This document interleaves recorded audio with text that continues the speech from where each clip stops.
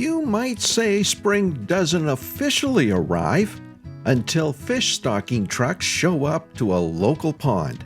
Now, the event can often draw a crowd. How cool was that? I thought it was super cool. I've only ever seen it on videos before, not in person. So. Me too. I think a lot of it is positive. They enjoy us. They enjoy watching, putting the fish in. I mean, you've been using the clear hoses now for probably 3 to 4 years because of the whirling disease protocol. We only use one hose at each pond, and they're disposable.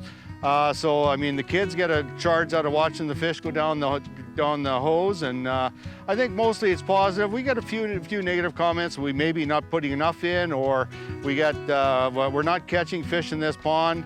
But we're not changing. We're going. The program's going full ahead. COVID is throwing some curves at us, but we're managing. The Alberta Provincial Stocking Program will supply 240 lakes with hatchery-reared trout.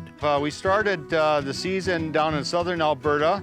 We did some stockings, some ACA ponds just north of Lethbridge and southeast of Lethbridge, the middle of April, around the 15th. And then we tried to move up north, and then we had to wait because there's a lot of ice cover on our ponds this year, some lakes up to 20, 30 inches. So we had a delay where we had to wait for some ponds to ice off, and that finally happened, so we're in full swing right now. These stocking ponds will provide recreational angling opportunities while reducing pressure on our natural fish populations.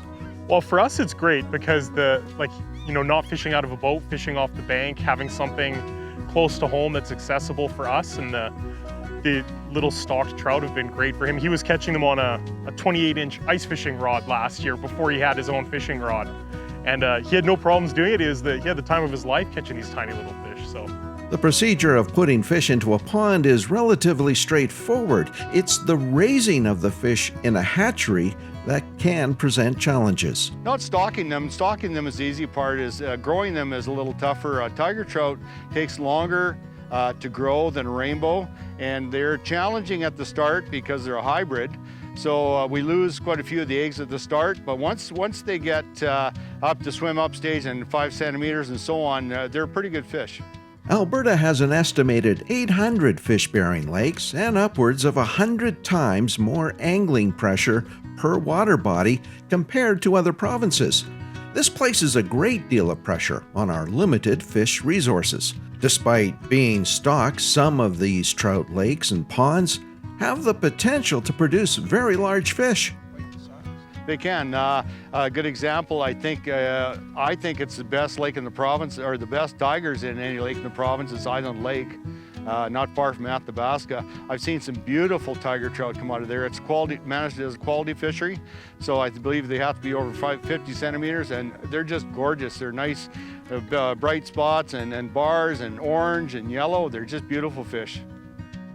And of course, the added benefit of a stocked pond is the ability to take some trout home for dinner.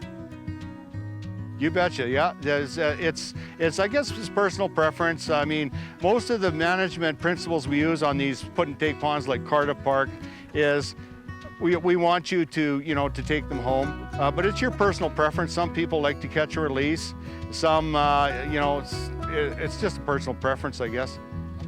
We don't raise them for flavor. We use a commercial fish food to grow them in the hatchery, and it may be a good idea to keep releasing them for like a month till they start eating natural food, and then they'll gain some flavor.